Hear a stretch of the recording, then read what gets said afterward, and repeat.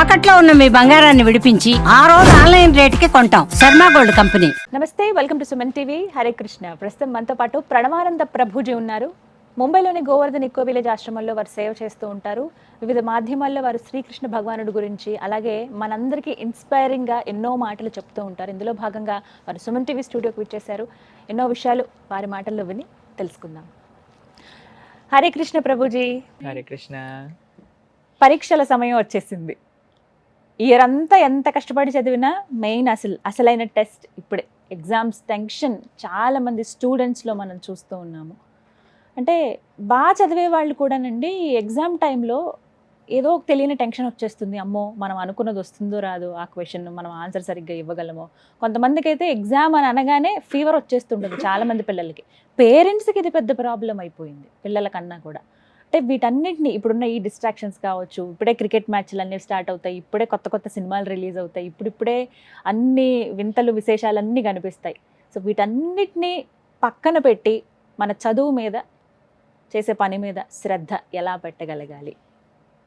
మీరు ఎగ్జామ్స్ గురించి ప్రశ్న అడుగుతుంటే నాకు మేము చదువుకున్న సమయం అంతా గుర్తొస్తుంది అనమాట. మేము ఇంజనీరింగ్లో క్లాస్ ఎగ్జామ్ హాల్ లోపలికి వెళ్ళే ముందు వరకు ఆ పుస్తకం ఇలా ఇలా చదువుకొని అలా ఒక అడుగు లోపలేసి పుస్తకం బయట పెట్టి వెళ్ళేవాళ్ళం అనమాట. కాబట్టి అది ఒక ప్రపంచం అనుకోండి అసలు ఎగ్జామ్స్ అంటే. మాకు కూడా భయమే ఎగ్జామ్ అంటే. కాబట్టి మన ప్రధానమంత్రి గారు పరీక్ష పే చర్చ అనే ఒక ప్రోగ్రామ్ చేశారు. నేను కూడా విన్నాను. నాకు చాలా ఇన్స్పైరింగ్ గా అనిపించింది. ఎవరైతే చూడలేదో తప్పకుండా వినండి, పిల్లలందరూ తప్పకుండా వినాలి. నిజంగా చాలా మెచ్యూర్గా ఆయన చాలా విషయాలు ప్రజెంట్ చేశారనమాట. నిజంగా ఒక చిన్న పిల్లల గురించి కూడా ఆలోచిస్తున్నారు అనేది చాలా గొప్ప విషయం అని చెప్పాలి, నిజంగా చెప్పాలి అంటే. అయితే పరీక్ష అనేది ఇట్ ఈస్ ఇన్ఎవిటబుల్ జీవితంలో. ఎలా అయితే స్కూల్లో పరీక్ష ఉంటుందో ప్రతి ఒక్కళ్ళ జీవితంలో కూడా మాటికి పరీక్ష వస్తూనే ఉంటుంది. డైలీ స్లిప్ టెస్ట్లు అంటారు, తర్వాత యూనిట్ టెస్ట్లు అంటారు, తర్వాత క్వార్టర్లీ, హాఫ్ ఇయర్లీ, ఫైనల్. అలానే మన జీవితంలో కూడా పరీక్షలు వస్తూ ఉంటాయి. ఇలా పరీక్ష వచ్చి మనం ఏ ఎగ్జామ్ అయినా, ఇంకా ఈ ఎగ్జామ్ పాస్ అవ్వని ఎగ్జామ్ అనేదని ఉంటుందా అండి? మన కష్టం బట్టి ఉంటుంది మనం పాస్ అవుతామా, ఉత్తీర్ణులు అవుతామా అని. ఏ ప్రశ్నలు తయారు చేసేవాడు అందరూ ఫెయిల్ అయిపోవాలి అని తయారు చేయరు. ఇది జీవిత సత్యం అండి. ఇదే జీవితంలో కూడా ఎలాంటి కష్టం వచ్చినా సరే దానికి సొల్యూషన్ ఉంది. నువ్వు ఉపయోగించాలి, మన బ్రెయిన్ని మనం యూజ్ చేయాలి, మన దృఢ నిశ్చయం ఉండాలి, మన సంకల్పం ఉండాలి, మన సాధన ఉండాలి. అన్నిటికంటే పెద్ద టెస్ట్ ఏంటో తెలుసా? డెత్, చనిపోయే క్షణం. ఆ క్షణం మనకి ఏం గుర్తొస్తుంది, మనకి ఏ డిజైర్స్ ఉన్నాయి, అది అన్నిటికంటే పెద్దదన్నమాట. కాబట్టి మన జీవితాంతం చేసే సాధన ఆ రోజుకి మనకి ఫలితాన్ని ఇస్తుంది అనమాట. కాబట్టి మనకి ఎగ్జామ్ అంటే మేము ఈ విషయాన్ని అంత దృఢంగా చెప్పలేము. ఎందుకో తెలుసా అండి, మేము కూడా ఫస్ట్ నుంచి చదువుకునే వాళ్ళం కాదనమాట. లాస్ట్ మూమెంట్లో చదువుకునే వ్యక్తిత్వం కలవాళ్ళం. కాబట్టి ముందే చెప్తున్నాను, నేను మీకు మంచి అడ్వైజ్ ఇస్తున్నా. మేమైతే ఫాలో అవ్వకపోయినా సరే మీకు చెప్తున్నాను అనమాట. కానీ ఫస్ట్ నుంచి చదువుకోవాలి అని, అది చాలా మంచి విషయం. మనకి లాస్ట్ మూమెంట్లో యాంగ్జైటీ, స్ట్రెస్ ఇవన్నీ రాకుండా ఉండడానికి కోసమే. కానీ ఎలాగలాగా చదివేసేయండి, డోంట్ టేక్ ఎనీ స్ట్రెస్. ఎందుకంటే ఇది మాకు చెప్పేవాళ్ళు ఏం చెప్పేవాళ్ళు తెలుసా అండి, 10th చాలా చదువుకో, బాగా రాసేసే బోర్డ్ ఎగ్జామ్స్, ఇంకా మొత్తం హ్యాపీగా ఉండొచ్చు అని. దాని తర్వాత మళ్ళీ ఇంటర్ బోర్డ్ ఎగ్జామ్స్, దాని తర్వాత సెకండ్ ఇయర్ బోర్డ్ ఎగ్జామ్స్, దాని తర్వాత ఇంజనీరింగ్ ఎంట్రన్స్ టెస్ట్, దాని తర్వాత ఇంజనీరింగ్లో అయితే ప్రతి సెమిస్టర్, దాని తర్వాత ప్లేస్మెంట్, అవి ఇవి.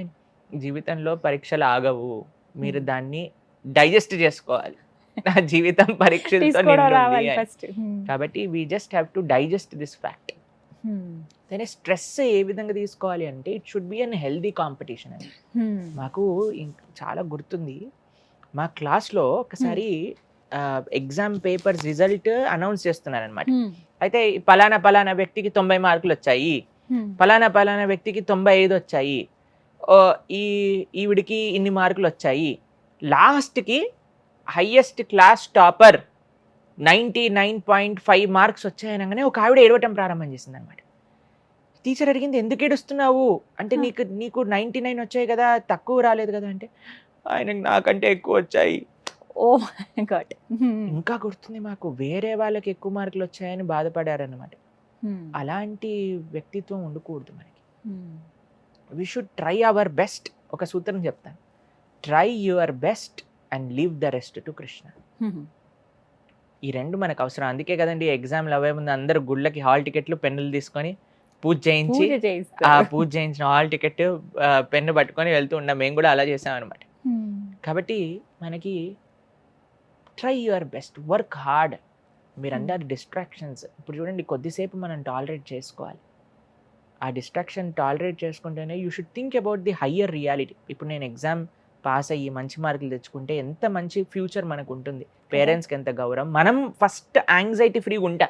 అదే ఫెయిల్ అయిపోయారనుకోండి, తక్కువ మార్కులు వచ్చాయనుకో, మళ్ళీ ఇంప్రూవ్మెంట్స్ రాసుకోవాలి, మళ్ళీ ఎరియర్ రాసుకోవాలి, అవి ఇవి ఎంత పెద్ద తతంగం. కాబట్టి let us all study nicely. కొద్దిసేపు టాలరేట్ చేసుకొని, మనకి చెప్తారు ప్రభుజీ ఎక్కర్లేని డిస్ట్రాక్షన్స్ మీరు అన్నట్టుగా అప్పుడే వస్తాయని. అది పరీక్షకే పరీక్ష. అవునండి. కాబట్టి ప్రతి క్షణం పరీక్షనే అండి మన జీవితంలో.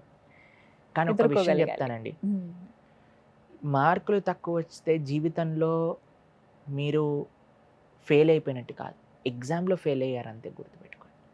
పేరెంట్స్ కూడా ఎంత ప్రెషర్ ఇచ్చేస్తున్నారంటే, మార్కులు పోతే ఇంకా జీవితంలో వాడు దేనికి పనికిరాని వ్యక్తిగా వాళ్ళని పోర్ట్రే చేస్తున్నారు. అవును. అప్పుడు పిల్లలందరూ కూడా ఆత్మహత్య తీసుకునే అంత దూరానికి వెళ్ళిపోతున్నారు. కాబట్టి పెద్దలకి ఒక విషయం చెప్తున్నాను, కంపారిజన్స్ చేయకండి.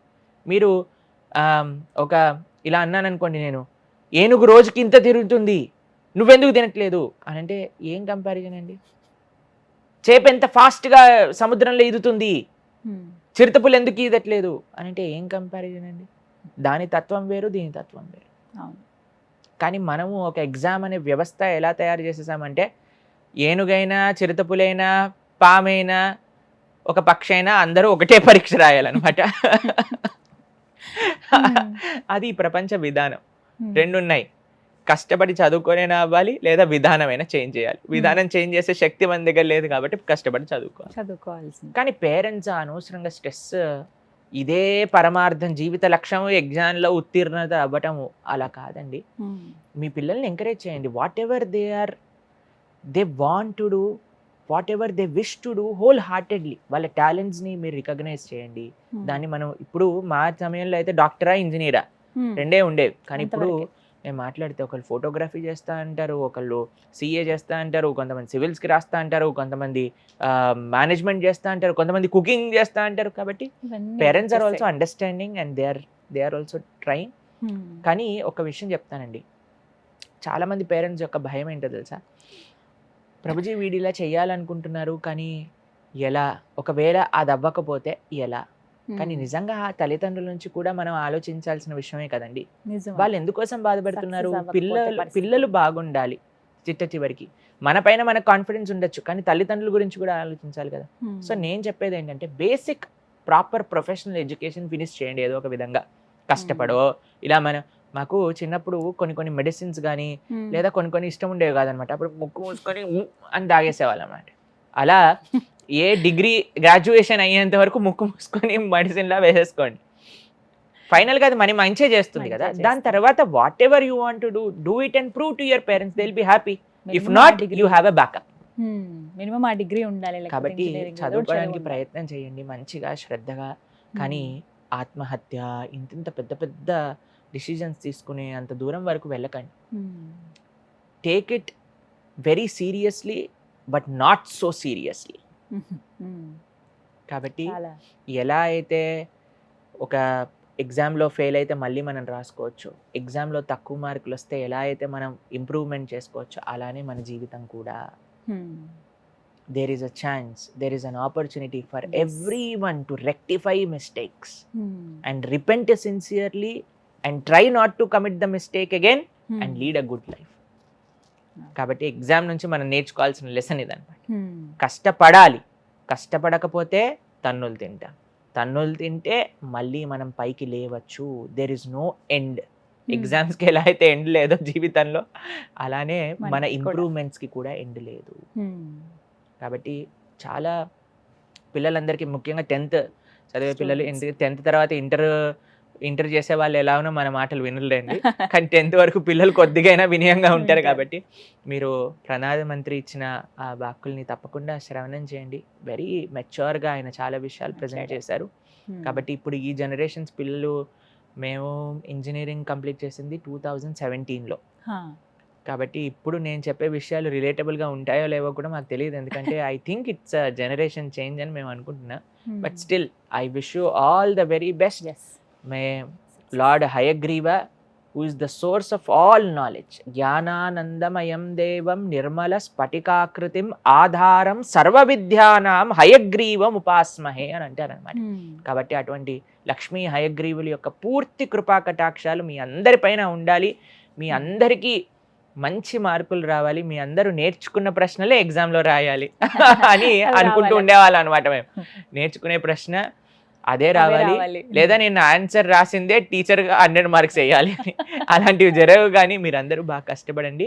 ఆ భగవంతుడి యొక్క ఆశీస్సులు కూడా మీ అందరిపైన ఉండాలి అని ఆ స్వామికి ప్రార్థన చేస్తూ wish you a very very all the best. May you be successful in all your endeavours. Hare Krishna. Hare Krishna Prabhuji, చాలా చక్కగా వివరించారు. చాలా మందికి అర్థమై ఉంటుంది, అర్థం అవ్వాలన్నదేమో. చిన్న చిన్న వాటికి ఏవేవో డెసిషన్స్ తీసుకుండా, అంటే అక్కడ దాకా వెళ్ళే కన్నా ముందు మనకి చాలా మార్గాలు ఉన్నాయి. అందులో కష్టపడి చదవటం ఒకటి, ఉన్న సమయాన్ని సద్వినియోగపరచుకోవటం ఒకటి, అదే చేస్తారని భావిద్దాం. నమస్కారం. హరే కృష్ణ.